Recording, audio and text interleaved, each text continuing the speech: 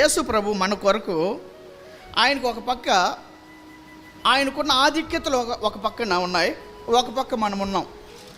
నీకేం కావాలా అని యేసు ప్రభువుని అడిగితే నిన్ను కోరుకున్నాడు ఆయన. ఏం ఆధిక్యతలు? పరలోకం, సింహాసనం, మహిమ, ఇవన్నీ ఉన్నాయి. ఆయన అది కోరుకోలేదు, నిన్ను కోరుకున్నాడు. నీ కొరకు ఈ లోకానికి వచ్చేసాడు. శ్రమలు పొందడానికి, హింసలు అనుభవించడానికి, ప్రాణం పెట్టడానికి, రక్తం కార్చడానికి వచ్చేసాడు. మందిరిత ఇక్కడ 1,00,000 రూపాయలు పెట్టి, ఇక్కడ ఒక యేసు ప్రభువుని పెట్టి నీకేం కావాలంటే నువ్వేం కోరుకుంటావు? ఏమయ్యా, ఏం చెప్పాలి? ఏం కోరుకుంటావు? చెప్పలేదే, టైం అయిపోయింది, చెప్పండి. ఏం కోరుకుంటావు? అది మన మనస్సు మారాల. దావీదు అంటాడు, నీవు నాకుండగా లోకం లేది అక్కర్లేదు. నువ్వు ఉంటే చాలయ్యా, లోకంలో నాకు అక్కర్లేదు, నువ్వు ఉంటే చాలు, అన్నీ వస్తాయి నాకు. నేను కోరుకోవాల్సిన అవసరమే లేదు. కనుక డబ్బుని ఎక్కువగా ప్రేమించబాకండి. డబ్బు అవసరమే, కానీ డబ్బే కాదు, జీవితం కాదు. దేవునికి ప్రాధాన్యత. వాళ్ళ విగ్రహారాధన వైపు వెళ్ళిపోయారంట. దేవుని సందులో ఒప్పుకుంటున్నారు. వారి బలహీనతలు, బుద్ధిహీనతలు, అలక్ష్యత, నిర్లక్ష్యత, దేవుని కార్యాలు నిర్లక్ష్యం చేసిన వారు, దేవుని మాటకు లోబడలేదు. పశ్చాత్తాపడి ఒప్పుకున్నాడండి. అవన్నీ పడిపోయినాయి.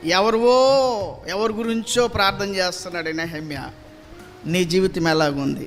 యెరూషలేము పాడైపోయిన స్థితిలో ఉంది. ఎందుకంటే ప్రాకారాలు లేవు, ఎందుకంటే అవి కొట్టబడ్డాయి, నాశనం చేయబడ్డాయి. కారణం ఏంటంటే వారు దేవునికి విరోధంగా చేసిన పాపములు. నీ వ్యక్తిగత జీవితం ఎలాగుంది? ఎడారిలాగా ఉందా? పాడైపోయి ఉందా? ఏమండి, పతనం అయిపోయిన స్థితిలో ఉందా? ప్రభు సంధిలోనికి మనం వద్దాం. మొదటగా ఉపవాస ప్రభావాన్ని మనం ఎరగదాం, ఉపవాస ప్రార్థన శక్తిని మనం ఎరగదాం. రెండవది, మన దోషాల ప్రభు సంధిలో మనం ఒప్పుకుందాం. అద్భుతమైన కార్యాలు దేవుని ద్వారా మనం చూస్తాం. ఆయన శక్తి కలిగిన వాడు, చీకటిని వెలుగుని వేరుపరచగలిగిన వాడు. నీ జీవితంలో నిన్ను నష్టపరిచే వాటన్నిటి నుంచి నీలో నుంచి తీయడానికి శక్తి కలిగిన వాడు, సమర్థుడు. నీ కన్నీటిని తొడవడానికి, నీ కష్టాల నుంచి విడిపించడానికి, నీకు ఆరోగ్యం ఇవ్వడానికి, నీ బలహీనతలను విడిపించడానికి, ఏమండి, నీ ఇబ్బందులన్నింటిలో నుంచి నిన్ను విడిపించి నిన్ను నెమ్మదిగా, సంతోషంగా, యోగ్యంగా నిలబెట్టడానికి ఆయన శక్తి కలిగిన వాడు. నెహెమ్యా వలె ప్రకటించుకుందాము. ఆయన అంటున్నాడు, కొన్ని దినములు కూర్చుండి అన్నాడు. ఎక్కడ కూర్చున్నాడు? దేవుని సన్నిధిలో, దేవునితో మాట్లాడడానికి, దేవునితో గడపడానికి కూర్చుండి ఏం చేశాడు? కన్నీటితో, ఉపవాసంతో ఏం చేశాడు? విజ్ఞాపన చేశాడంట. ఏ విజ్ఞాపనకు ముందేమున్నాయి? ఒప్పుకోలు ఉన్నాయి.